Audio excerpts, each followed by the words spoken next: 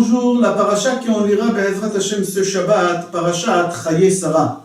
Ça commence comme ça, Vayiyu Chaye Sarah 100 shana, ve-20 shana, ve-7 shanim, Shene Chaye Sarah. Shene Chaye Sarah, Rashi dit, Kulan hayu shavin letova, que toute sa vie, elle était exactement comme à 7 ans, à 20 ans, et comme à 20 ans, elle était comme ça à 100 ans. Alors, la question qu'on se pose sur Rashi, comment c'est possible de dire que toute la vie de Sarah, ils étaient bonnes, comme à 100 ans elle était heureuse, à 20 ans aussi comme ça elle était heureuse, et à 100 ans aussi elle était comme ça heureuse. Comment on peut dire sur Sarah que toute sa vie elle était heureuse, puisqu'on sait qu'elle a souffert énormément, Sarah. Elle était stérile jusqu'à l'âge de 75 ans. C'est une souffrance atroce pour une femme de ne pas avoir des enfants. Et là, Rachid dit que Shavin Shnotea Letova, qu'à 7 ans et à 20 ans et à 100 ans, c'est pour nous dire qu'elle était heureuse et que sa vie elle était rose pendant toutes ces années-là, comme à 7 ans, comme à 20 ans et comme à 100 ans. On sait aussi qu'elle a été kidnappée, Sarah, chez Paro, et aussi elle était kidnappée chez Avimelech. Et au moment qu'elle a eu un enfant, Sarah, tout le monde disait, mais Avimelech nit'abra Sarah, que l'enfant qu'elle a eu, c'est pas d'Avram, parce qu'Avram il est stérile, ils vivent ensemble 60 ans, et ils n'ont pas d'enfant. Maintenant, Souda, elle a eu un enfant, elle passe une nuit chez Avimelech et elle tombe enceinte. Alors l'enfant, il vient d'Avimelech. C'est-à-dire, elle a souffert énormément, Sarah. Elle a souffert beaucoup, et comme Rachel dit, Shavin Shnotea Letova, qu'elle avait une belle vie comme 7 ans, comme 20 ans, et comme 100 ans. Alors, en réalité, Rashi voulait nous dire ici autre chose. Rashi voulait nous dire que Sarah, elle était tzadeket toute sa vie. Comme à 7 ans, elle était sainte, elle n'a pas fait de péché. C'est exactement aussi à 20 ans, elle était aussi sainte, comme à 7 ans. Et à 100 ans, elle était sainte, comme à 20 ans, comme elle était à 7 ans. C'est-à-dire que toute sa vie, Sarah, elle n'a pas fait de péché. C'était une femme sainte depuis sa naissance. C'est ça qu'est-ce qu'il voulait dire Rashi.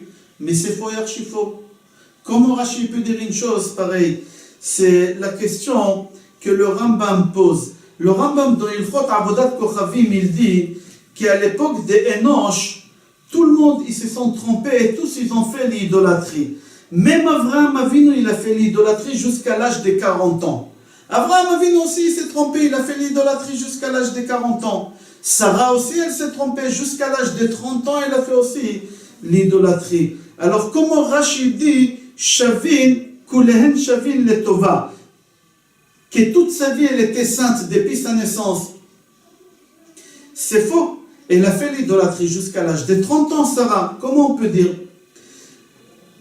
Alors, on dit quoi? Peut-être ils ont fait tchouva.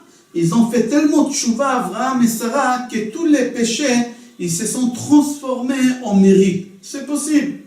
Mais c'est pas possible une chose pareille. Pourquoi? Parce qu'on dit au moment que quelqu'un a fait un péché, le péché ne s'efface pas à 100%. Les péchés, il y a des traces qui restent toujours. C'est pas à 100%. Je donne un exemple. Il y a un monsieur, un jour, il était assis dans son jardin. Et au moment de s'asseoir dans son jardin, il voit dans l'arbre des jardins plein de clous, des clous, des clous. Il dit à sa femme, chérie, c'est quoi ça? Il lui dit, chaque fois quand tu m'énerves, je vais planter ici un clou. Le mari regarde plein de clous, il dit quoi? J'étais comme ça, j'étais énervé tellement. Il lui dit oui. Le mari il dit à sa femme, tu sais quoi? Je m'engage à m'améliorer. Chaque fois quand je voudrais me mettre en colère, je vais me contrôler et toi tu vas enlever un clou. Elle lui a dit d'accord. Et le mari vraiment il a fait des efforts, il s'est contrôlé et chaque fois la femme elle enlevait les clous. Un jour le mari il est assis comme ça dans le jardin et il voit qu'il n'y a plus de clous. Et lui, il est tout fier, il appelle sa femme, Sarah, Sarah, viens voir, Sarah, regarde, il n'y a pas de clous. Tu vois comment je suis devenu gentil? Sa femme, elle lui dit, certes, il n'y a pas de clous, mais il y a des trous. La marque, ça reste.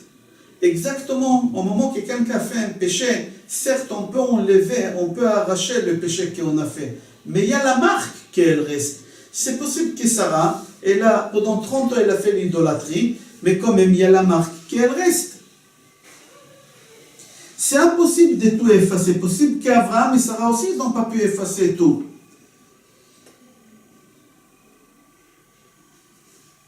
Chazal disent, Bemakom sheba'alet tshuva omdim, tzadikim gemorim enam omdim. Dans l'endroit où il y a des gens qui ont fait tshuva, ils se tiennent, les plus grands tzadikim du monde ne peuvent pas tenir là-bas. S'il y a quelqu'un qui a fait des péchés dans ce monde-bas, et il a fait tshuva avant de mourir, mais il a fait une vraie tshuva, sa place au paradis, elle est tellement élevée que même les plus grands tzadikim ne peuvent pas se mettre à côté de lui.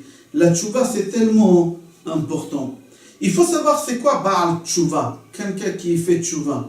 Nous, on croit que c'est lui qui fait tshuva, c'est quelqu'un qui n'était pas religieux. Il avait un bouc d'oreille, il avait un piercing, ou je ne sais pas quoi, il mangeait pas kasher, il prenait la voiture Shabbat, et il a regretté, il a fait tshuva. C'est faux. C'est pas que ça Baal Tshuva. Baal Tshuva, c'est possible quelqu'un de religieux, quelqu'un avec la barbe, la kippa et tout, et qui ne faisait pas attention à une mitzvah, il négligeait une mitzvah. Il a fait tshuva, il a regretté, il a pris sur lui de ne plus refaire, de s'améliorer, etc. Lui aussi, il est considéré comme tzaddik gadol. Et lui aussi, il est considéré comme Baal Tshuva gadol. C'est exactement ça. Le Midrash dit qu'Avraham Avinu, il a dit à Kadosh Baruch Hu, qu'est-ce que je vais faire avec toute l'idolâtrie que j'ai fait pendant 40 ans? Pendant 40 ans, j'ai fait l'idolâtrie. Qu'est-ce que je fais avec ça? Kadosh Baruch Hu, il lui a dit, comme la rosée, elle tombe la nuit, et le matin, tout s'efface, parce qu'il y a le soleil qui vient, et la rosée, elle s'évapore.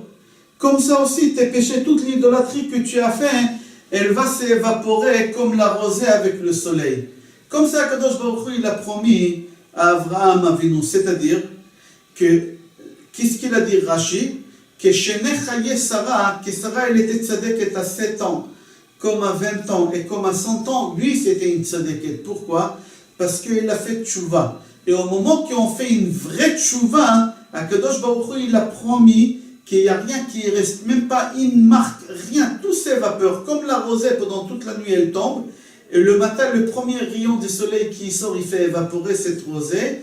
C'est exactement la même chose. Quand on est jeune, c'est possible on se trouve dans l'obscurité comme la nuit, et on fait des erreurs, on fait des bêtises, mais le matin quand le soleil se lève, alors Akadosh Baruch Hu, si on fait une vraie tchouva, Akadosh Baruch Hu, il va faire évaporer ses péchés comme si jamais il a existé. Et c'est pour ça qu'on dit que Sarah, elle était tzadeket, comme Rachid dit, à 7 ans et à 20 ans et à 100 ans.